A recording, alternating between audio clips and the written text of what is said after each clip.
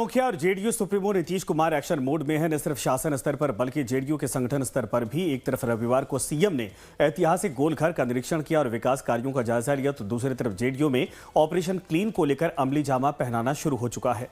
सदस्यता अभियान के साथ ही जेडीयू ने 2 टूक में गाइडलाइन जारी कर दिया है कि पार्टी लाइन से हटकर काम करने वालों को किसी भी कीमत पर बख्शा नहीं जाएगा। जांच कमेटी की सिफारिश पर ऑपरेशन क्लीन शुरू हो चुका है। पटना से सदन सिंह की ये रिपोर्ट आपको दिखाते हैं।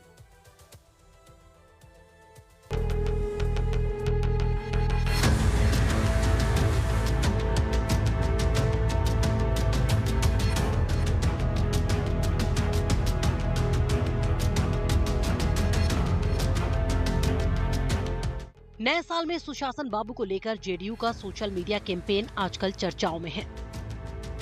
न सिर्फ बिहार में बल्कि देश भर में, जिसका मजमून है न थके न रुके, बढ़ते रहे, बिहार को बढ़ाते रहे। जी हां, बिहार के मुखिया नीतीश कुमार की छवि को धार देने के लिए जेडीयू ने नया कैंपेन शुरू किया है। इतना ही नहीं, संगठन में जान फूंकने के लिए पार्टी के अंदर ऑपरेशन क्लीन का भी आगाज हो गया है। क्या है ऑपरेशन क्लीन, ये हम आपको आगे बताएंगे। फिलहाल बात सुशासन बाबू की करते हैं, जो 10वीं बार सीएम बनने के बाद एक्शन मोड में है। रविवार को सीएम नीतीश ने राजधानी पटना के चर्चित और ऐतिहासिक गोलघर का निरीक्षण किया। इस दौरान उन्होंने विकास कार्यों का जायजा भी लिया। साथ ही अधिकारियों को इस बाबत दिशा निर्देश भी जारी किया। खास बात यह है कि जेडीयू के कार्यकारी अध्यक्ष संजय झा भी सीएम नीतीश के साथ मौजूद रहे। सबसे अहम बात, 25 के चुनावी जंग में प्रचंड बहुमत से डबल इंजन की सरकार बनने के बाद सीएम नीतीश कुमार कुछ अलग ही अंदाज में दिखाई पड़ रहे हैं।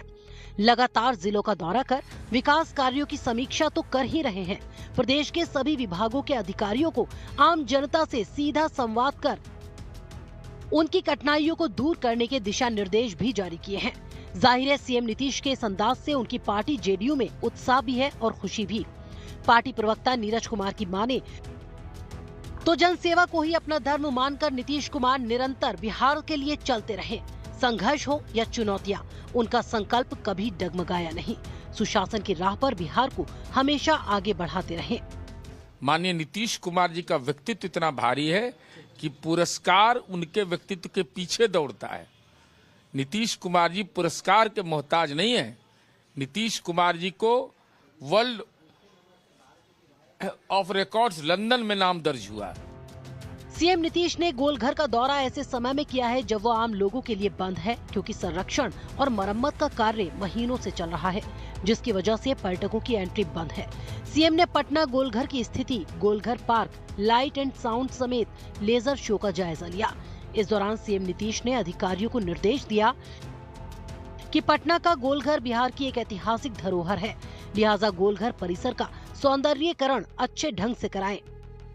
पर्यटकों की सुविधाओं का ख्याल रखा जाए। जब पर्यटकों की एंट्री शुरू हो तब 2013 में शुरू हुए लाइट एंड लेजर शो को नियमित रूप से संचालित किया जाए।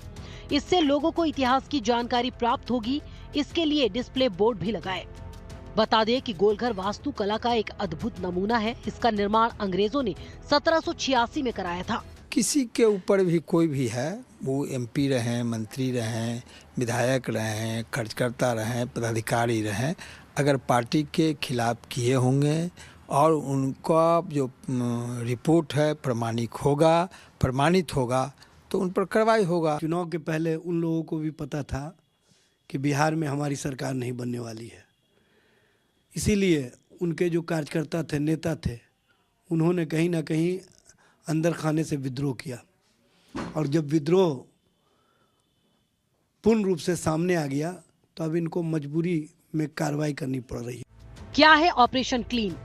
अब बात जेडीयू सुप्रीमो नीतीश कुमार के ऑपरेशन क्लीन की। दरअसल चुनावी साल 2025 में जेडीयू के कई नेताओं और कार्यकर्ताओं ने पार्टी लाइन के खिलाफ जाकर जेडीयू प्रत्याशियों के खिलाफ न सिर्फ प्रचार प्रसार किया, बल्कि गठबंधन धर्म निभाने के लिए जेडीयू ने कुछ सीटें अपने सहयोगी दलों के लिए छोड़ दी या फिर सीट बदल दी, तो महत्वाकांक्षी नेताओं ने सुशासन बाबू की नीतियों और फैसलों की मुखालफत की। इतना ही नहीं, चुनाव में निर्दलीय खड़े होकर पार्टी को नुकसान पहुंचाने की कोशिश की। बड़बोले नेता और गोपालपुर विधानसभा सीट से कई बार विधायक रहे गोपाल मंडल की नौटंकी से पूरा देश वाकिफ है, क्योंकि पार्टी ने उनका टिकट काट दिया था। लिहाजा बिहार के सीएम और जेडीयू सुप्रीमो नीतीश कुमार ने पार्टी को निर्देश दिया कि ऐसे लोगों को चिन्हित कर फौरन उन्हें पार्टी से बाहर करे। जेडीयू प्रवक्ता की माने तो जेडीयू में ऑपरेशन क्लीन जारी है, तो विपक्षी दल आरजेडी ऑपरेशन क्लीन को लेकर जेडीयू को कटघरे में खड़ा कर रही है। कौन थे ये लोग? जेडीयू ने ऑपरेशन क्लीन के जरिए बागी नेताओं को चिन्हित किया और उन्हें पार्टी से बाहर का रास्ता दिखा दिया।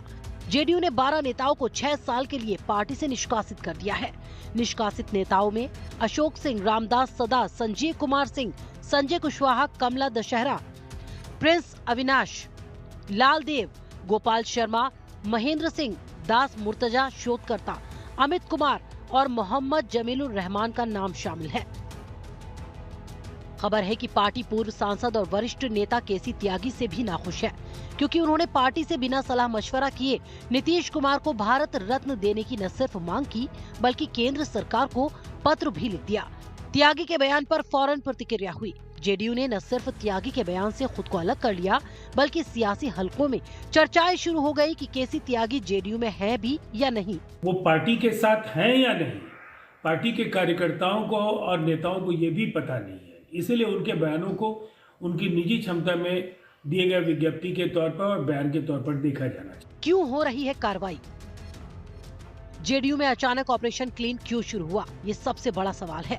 बता दें कि 2025 के विधानसभा चुनाव में अप्रत्याशित सफलता से उत्साहित जेडीयू ने संगठन को मजबूत करना शुरू कर दिया। जेडीयू के कार्यकारी अध्यक्ष संजय झा और ललन सिंह की देखरेख में जेडीयू ने संगठन को विस्तार देने का प्लान तैयार किया। बिहार से लेकर यूपी समेत अन्य राज्यों में सदस्यता अभियान चलाया गया। पार्टी ने 1 करोड़ से ज्यादा सदस्य बनाने का लक्ष्य रखा। मकसद राज्य और राष्ट्रीय स्तर पर संगठन को मजबूत करना, युवाओं और महिलाओं को प्राथमिकता देना, दागदार लोगों को पार्टी से हटाना, विद्रोहियों की नई टीम ना बन सके, समर्पित कार्यकर्ताओं की फौज तैयार करना, जो योजनाओं की पंचायत स्तर पर मॉनिटरिंग कर सके।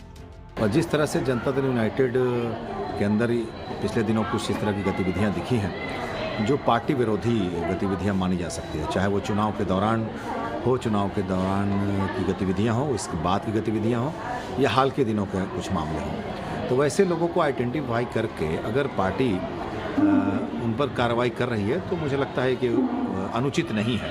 बहरहाल बिहार में सियासी मेल मुलाकात की सियासत भी जारी है। केंद्रीय मंत्री और एलजेपीआर प्रमुख चिराग पासवान ने रविवार को सीएम नीतीश से मुलाकात की। चिराग पासवान के साथ बिहार एलजेपीआर प्रमुख राजू तिवारी समेत नीतीश सरकार में एलजेपीआर कोटे से मंत्री संजय पासवान भी मौजूद रहे। इन तमाम विषयों को कि हम लोग जानकारी इकट्ठी कर रहे हैं, पर मैं ये मानता हूँ कि इन योजनाओं का असर है कि आज देश में केंद्र की सरकार और एनडीए का गठबंधन हर बीतते दिन के साथ मजबूत होता जा रहा है। मकर संक्रांति के बाद नीतीश मंत्रिमंडल के संभावित विस्तार को लेकर ये मुलाकात काफी अहम मानी जा रही है। लाइव टाइम्स के लिए पटना से सदन सिंह की रिपोर्ट।